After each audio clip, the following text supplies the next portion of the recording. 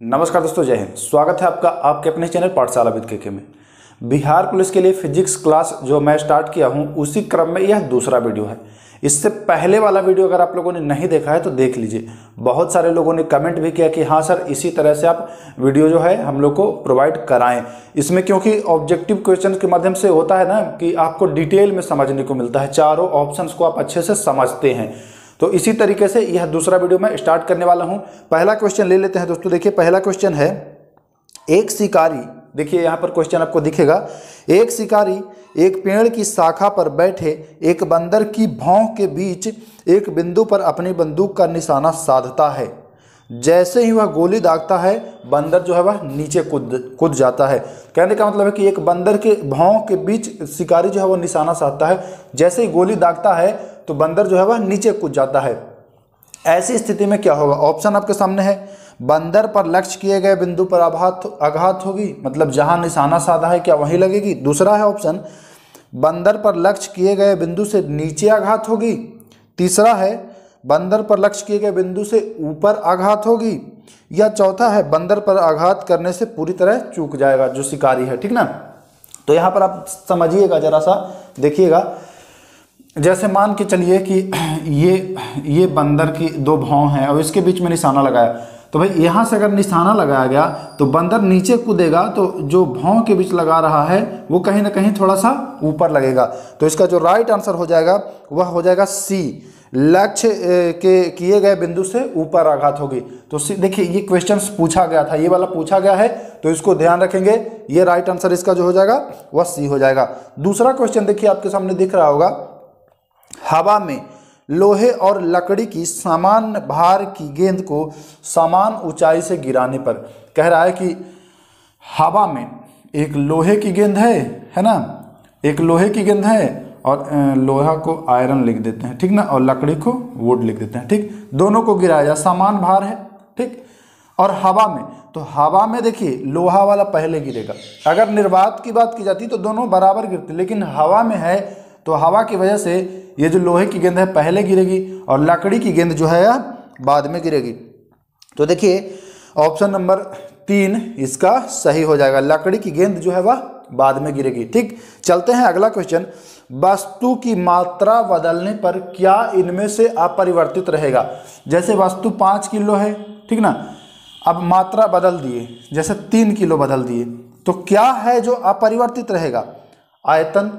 क्या आयतन अपरिवर्तित रहेगा? जैसे मान के चलिए ये 5 किलो का बर्तन है, ठीक, इसमें 5 किलो आपने रख दिया बालू, तो अगर मात्रा कम कर दिए, 3 किलो कर दिए, तो आयतन भी तो कम जाएगा ना, इतना ही अब आयतन हो जाएगा ना, तो आयतन तो अपरिवर्तित नहीं रहने वाला है। भार, अब भैया भार भी कम जाएगा, जब 3 किलो हो गया तो भार भी कम ही गया। द्रव्यमान, तो द्रव्यमान भी कम ही जाएगा। कमेगा क्या नहीं? तो ऑप्शन नंबर डी, यानी घनत्व जो है वह नहीं कमने वाला है, घनत्व जो है वह नहीं कमने वाला है, ठीक ना। चाहे 1 kg रखिए, चाहे 100 ग्राम रखिए, चाहे 5 kg रखिए, घनत्व जो है उतना ही रहेगा, ठीक। चलते हैं अगला क्वेश्चन। देखिए इंपॉर्टेंट है, किसी लिफ्ट में बैठे हुए व्यक्ति को अपना भार कब अधिक मालूम पड़ता है? आप लोगों में से बहुत सारे लोग लिफ्ट में तो गए नहीं होंगे, या बहुत सारे लोग गए भी होंगे, तो लिफ्ट में कब जो है वह आपका भार अधिक महसूस होता है? तो देखिए, जब लिफ्ट त्वरित गति से ऊपर जा रही हो, ए ऑप्शन, हाँ बिल्कुल सही है। जब लिफ्ट त्वरित गति मतलब बढ़ते हुए, जैसे बढ़ना या घटना, त्वरण मतलब कि हर समय अपनी चाल बदल ले रहा होगा, है ना। तो अगर त्वरित गति से जा रही है तो आपका भार जो है वह बढ़ा हुआ महसूस होगा, और अगर एक समान गति से जाएगी तो आपको भार जो है वह अपरिवर्तित महसूस होगा, मतलब जैसा है वैसा ही दिखाई देगा, ठीक ना। चलते हैं आगे। देखिए इंपॉर्टेंट है, ये वाला क्वेश्चन बहुत बार पूछा जाता है, हवाई जहाज से यात्रा करते समय पेन से स्याही निकलने लगती है। अगर आप ये पेन लेकर के जाएंगे हवाई जहाज में तो होगा क्या कि इससे स्याही जो है वह बाहर निकलने लगेगी। ऑप्शन भी देख लीजिए, क्यों? क्योंकि वायु दाब में कमी आ जाती है, दूसरा वायु दाब में वृद्धि हो जाती है, तीसरा स्याही के आयतन में वृद्धि हो जाती है, या चौथा अत्यधिक भार के कारण। तो देखिए इसका जो राइट आंसर है वह कल हमने आपको बताया था कि जैसे ही हम ऊंचाई पर जाते हैं तो वायु दाब कम जाता है और धरातल की ओर आते हैं नीचे तो वायु दाब जो है वह बढ़ जाता है ना। यहाँ वायु का दाबमान जो वो होगा, दाब होगा, वह कम होगा और यहाँ ज़्यादा होगा।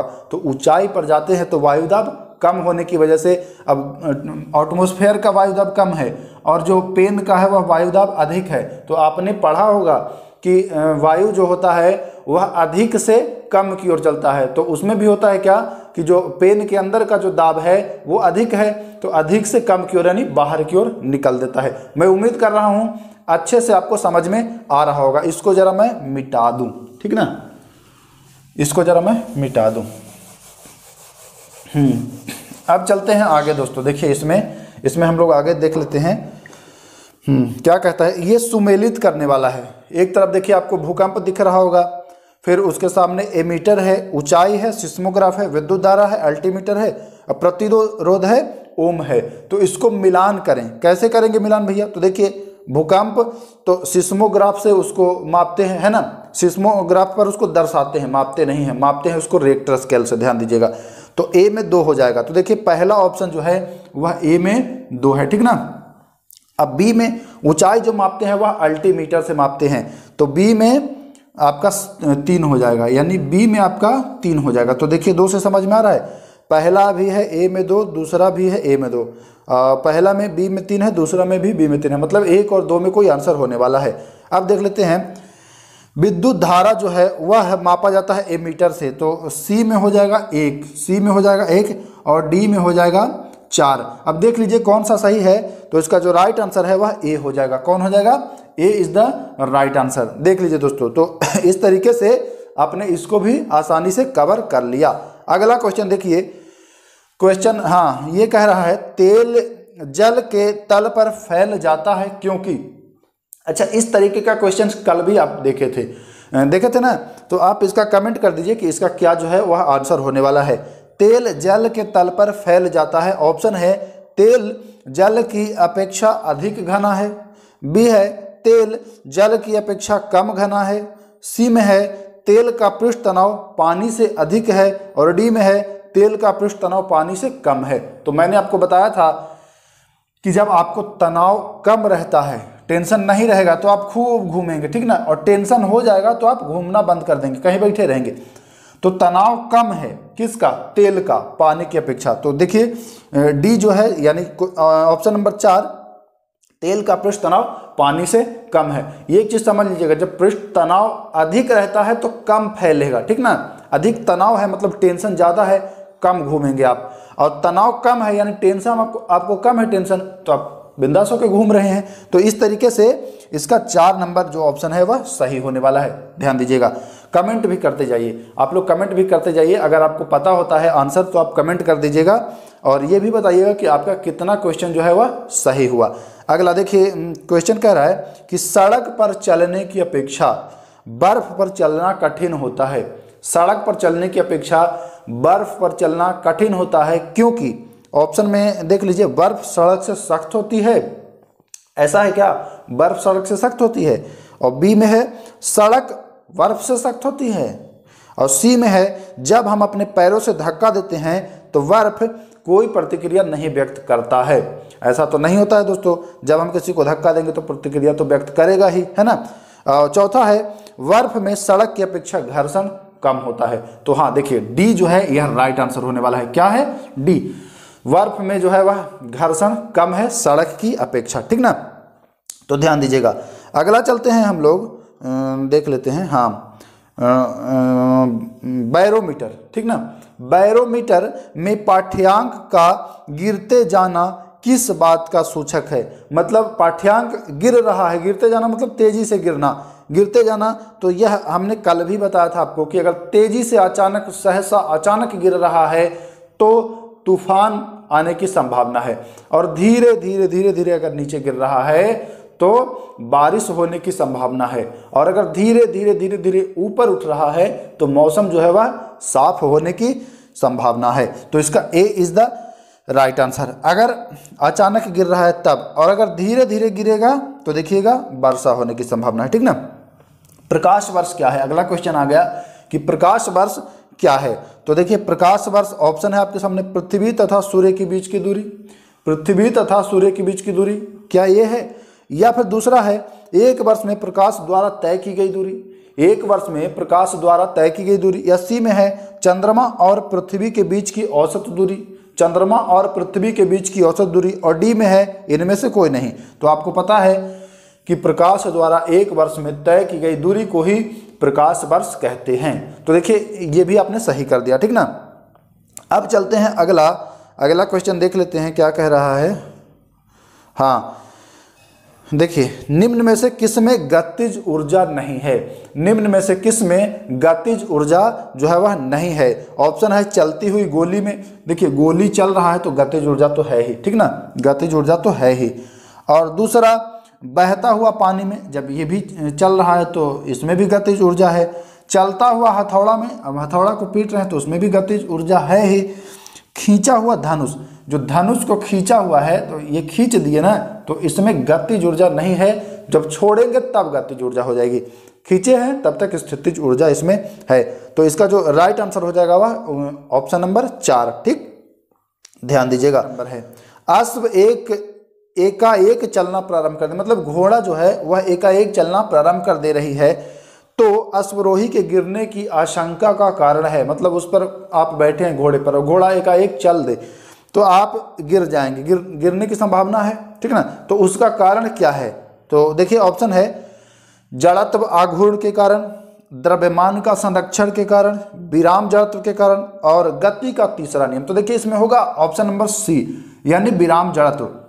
हमने कल बताया था कि जो चीज़ जहाँ है वहीं रहना चाहती है। तो आप विराम की अवस्था में घोड़े पर बैठे हैं, ठीक, अब घोड़ा अचानक चल दिया तो आप तो विराम की ही अवस्था में रहेंगे, घोड़ा मोशन में आ गया, लेकिन आप विराम की ही अवस्था में रहेंगे तो आप गिरने की संभावना आपको बरकरार हो जाएगी। तो यह जो ऑप्शन होगा सी इज द राइट आंसर होने वाला है इसका। कार्य का मात्रक है, बहुत इजी क्वेश्चन है। कार्य का मात्रक है तो ऑप्शन है आपके सामने जूल, न्यूटन, वाट और डाइन। तो ये आप कर दीजिए, इसका क्या आंसर होने वाला है कमेंट कर दीजिए। इसका राइट आंसर जो है वह जूल हो जाएगा। क्या हो जाएगा? जूल। अगला क्वेश्चन, एक हॉर्स पावर में कितने वाट होते हैं? ये भी इजी है। ऑप्शन है 1000 वाट, 750 वाट, 746 वाट या 748 वाट। कंफ्यूज नहीं होना है, कमेंट कर देना है आपको। तो इसका हो जाएगा 746 वाट, यानी कि 746। तो दोस्तों इतने सारे क्वेश्चंस जो थे वह मैं आप लोगों के लिए फिजिक्स का जो था वो लाया था। फिर एक बार कमेंट कर दीजिएगा कि इस तरह से आपको पढ़ना क्या मतलब सही लग रहा है या फिर मैं पुराना तरीका ही अपनाऊं, जो पुराना तरीका था लिख लिख करके। तो मेरे समझ से ये वाला तरीका ज़्यादा बेहतर है, क्योंकि इसमें मैं सारे ऑप्शंस के बारे में और बिल्कुल डिटेल में आपको समझा दे रहा हूँ, बता दे रहा हूँ। तो ये वाला जो तरीका है यह फ़ायदेमंद होगा, क्योंकि देखिए एग्जाम में आपको इसी फॉर्मेट में क्वेश्चंस मिलेगा, है ना। वन लाइनर तो मिलेगा नहीं, क्वेश्चन तो आपको ऑब्जेक्टिव ही मिलेगा। हालांकि रहता तो वन लाइनर ही है, लेकिन ऑब्जेक्टिव के फॉर्म में रहता है, ठीक ना। तो आपको मिलेगा ऑब्जेक्टिव। तो आप इस तरीके से अगर करे रहिएगा और हूबहू भी अगर क्वेश्चन आ जाए तो आपको डायरेक्ट आंसर याद आ जाएगा, है कि नहीं। और वैसे भी मैं बिल्कुल डिटेल में समझा भी दे रहा हूं ताकि कोई समस्या ना हो। तो अगर आप लोग ज़्यादा से ज़्यादा शेयर करेंगे वीडियो को तो मैं सारे सब्जेक्ट का, केवल फिजिक्स का है ही, मैं सारे सब्जेक्ट का इसी तरीके से बिल्कुल व्याख्या करते हुए सारे सब्जेक्ट का क्लास में ले आऊँगा और जल्द ही ले आऊँगा। लेकिन उसके लिए क्या करना होगा? ज़्यादा से ज़्यादा मात्रा में शेयर करना होगा, क्योंकि ज़्यादा लोग देखेंगे तब फिर हमको वीडियो बनाने में थोड़ा सा ऊर्जा मिल जाती है मुझे और फिर मैं काम कर पाता हूँ आसानी से। तो थोड़ा देख लीजिए आप भी, अगर ये सही है तो यही, नहीं तो अगर पुरानी पद्धति जो हम पढ़ा रहे थे लिख लिख के अगर उससे ज़्यादा आपको बेनिफिट हो रहा है तो उसी से पढ़ाएंगे। मेरा एक ही मकसद होता है कि आपको किसी तरह से अधिक लाभ पहुँचाए, है ना। मुझे ये नहीं है कि व्यूज़ ज़्यादा आए ना, आप समझ लें, आपको लाभ मिले, यही मेरा पहला मकसद है और यही मैं मान के चलता हूँ कि ज़्यादा से ज़्यादा आप लोगों को लाभ मिले। फिलहाल इस वीडियो को समाप्त करते हैं। अगली वीडियो में हम लोग 30 या 40 क्वेश्चंस करेंगे, थोड़ा वीडियो को लंबा करेंगे, 30 से 40 क्वेश्चंस करेंगे। थोड़ा आप भी पेशेंस के साथ देखिएगा और समझिएगा, बिल्कुल डिटेल में समझेंगे, है ना। तो मिलते हैं नेक्स्ट वीडियो में। नमस्कार, जय हिंद।